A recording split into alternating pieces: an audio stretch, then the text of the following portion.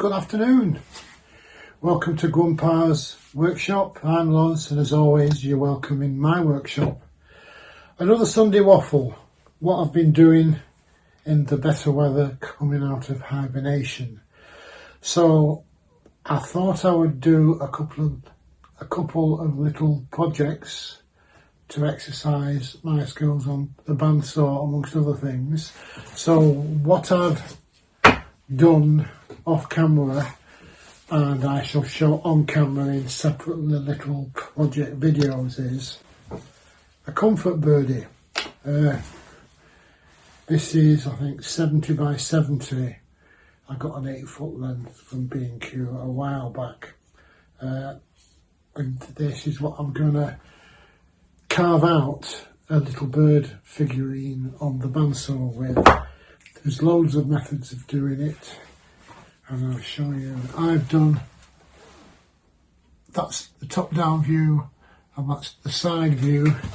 I downloaded the paper images of somebody selling the plants off Etsy. It's just a couple of quid, rather than me trying to spend ages drawing them longhand. And rather than keep printing the paper for this, I thought I'd make a template. So I printed the paper. This was 75% of the original A4 size image because it just fits on the wood at 75%. I think I've done the 50% as well. So that's the top down view. The idea is you put these on the top and side of the bird, and then you cut around that side to get the side shape, and then you wrap the cut off pieces back onto the wood with masking tape and then cut down from the top, and that gives you the roughed out shape of the bird, and then you can finish off carving. So made a start. Now the other thing was tea light holders. I bought, must have been 18 months ago, 2 lengths of this oak. For once I've got a tape measure. That was only 70 mil square and quite cheap at B&Q. Lord knows what the price is now. And this oak, 75 by 20 mil. And the idea was, because the daughter, number one daughter, is her house is all oak, I thought I'd do a sort of little oak tea light holders to use on the mantelpiece and it as a runner down the centre of a dining table on Christmas. So I filmed making this one and this one using just the miter saw to chop the lengths off a honking 43 mil Forstner bit to go in the, what is it? Yeah, the brush drill press just about works. I bought a 41 first, and then I bought a job lot of these, basically receptacles for the tea light to fit in the hole, and they were too big, so I ended up sponging for a bigger bit. So to make these, all you need is a pre-milled lumber, a drill press, a miter saw and an elliptical sander. As I say, I've already done a 7 and a 4, and I was going to do 3 threes on this one, but number one daughter was up yesterday to help me with the decking frame out, and she reckons she likes the 4s, so I'll make a couple more 4s, and I'll show a step-by-step video to follow as I work my way through this. I've ordered a little chamfer plane to round up the edges. I'm going to try a couple using a bit on the router table to round off the corners, and I'll show you how that little chamfer plane works. So that's those two projects. What else have I done this week? How are we doing? Oh yes, I finished off, painted the front of these doors. These are the IKEA, I can't remember the name of it. They come in various sizes and shapes. The last two boxes of 6 for all my small bits and pieces. Unlike the first two, I found a rather elderly tin of primer undercoating grey, and I painted them. I basically undercoated the ply fronts first. I'll show you that somewhere. And then the next day during the week I gave it a coat of the red paint, and I'll show you that. And that was it. But of course the big thing is all these little projects have gone by the wayside. As you know, I've been buying timber and treating it to finish off the landscaping of the garden. But the big job for this year, so I can sit it out in luxury, is a new deck. The little paved area isn't big enough for the furniture for entertaining family, so I ordered a 2.4 by 4 metre composite deck kit. Now that was supposed to have come a week last Friday. It came this Friday, and as it happens, all the kit didn't come, the fascias didn't come. So I've got all the 2x4 timber for the framing. I've got the composite edging piece to make a picture frame, and I'll show you that, and the actual composite decking and all the bits and fixtures and fittings. Yesterday, number one daughter, number one son came over to help me with the heavy work, and we got the frame down. Right, that's good news. So Friday it came. I spent all Friday morning it came. I spent all afternoon giving it. Yeah, you know I can't resist. I know it's pressure treated timber and it's going to be off the floor, but I couldn't resist giving it all another coat of that dark brown wood preservative, just to help it.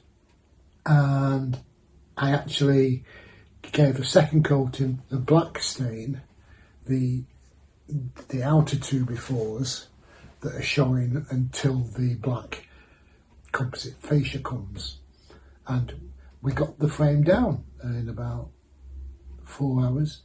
Of course Saturday wasn't the best time with the heat, but what we managed to do is get the frame screwed together, get the plastic adjustable joister risers along the back wall to make the back wall level, and then we found out that I hadn't enough of these plastic risers, so I've had to order more. I have actually cut down some timber supports to add in between the extra risers I've ordered that should come tomorrow. So in a minute I'll show you the frame, I'll show you the not so deliberate mistakes.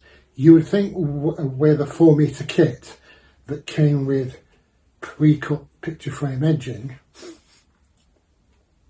that the 2 long 2x4s that run the front and the back would be the right length to account for the picture frame edging for the length of the plastic decking strips, wouldn't you? But no, we assembled it and it was the width of 2x4s too long. So we had all the frame done, and it turned out that the gap was too big for the pre-cut lengths of decking. I didn't want to be cutting the decking down, I wanted it to fit. So then, measure twice, cut once, we measured up how much to cut it down. So we cut those 2 off, and we re-screwed them in. Then we found out the gap was too short. So what we did is we screwed an extra leftover 2x4 on the end. So on the ends, we doubled up the 2x4s to allow for the... This is the picture frame edging. So that goes on the outside of the 2x4. And then because of that depth at the ends, because I've got the decking planks running across in the 4 metre lengths, 2x4s don't fill that, so you needed 2 to allow enough stand on for the end of the decking boards. Right, so first it was too wide and then it was too short, and then we had to put another 2x4 on one end, so there's 3 screwed together on one side, and I'll show you that. So aside from that, and the fact that the patio area rises up as you come away from the house, so I've got a decent rise on the plastic risers for the ends of the joist going into the house to be just under the sill of the patio doors. But taking the level out, me joist supports are too tall to allow for further rise in the ground. Half of it's patio flags and the other half is grass, which is higher than over the years the soil's built up. So I've got to, we had the area covered in that weed matting by the time we finished yesterday. Now I've had to pull it out in order to dig down to lower the supports so I can get the levels somewhat right. Is that as clear as mud? Anyway, I'll show you. So, this side is the culprit. 2.4 metre long 4x2 joists, and then front and back 2 4 metre long 2x4 joists. This side's got a doubled up pair of joists to allow that coving to go on the picture frame. This side is the one that I'm having trouble with the actual grass. I want the timbers to remain clear of the soil, and I'll put the weed matting down afterwards, but it's still rising up, so I've got a bit of handwork to do just on this side. Oh, that's not too bad. Anyway, not bad for about 4 hours work for, I won't say gifted amateurs. The problem is, number one, son knew how to do the decking, but the decking he did used all different proprietary fixings, so there was a lot of scratching of head. We've used a lot of the end clips to clip the picture frame edging on. I'm not sure if that's right, but hopefully. Wish that dog had shut up. Pick up me. So that's the start. So tomorrow I'll finish off. I've got the back joist level and the right height to fit the decking boards just under the patio, but these front edges still rise up and rise up from the middle because of the sag. I need to prop it up. Anyway, and more supports are going in. Well, there we are. That's the progress for this week.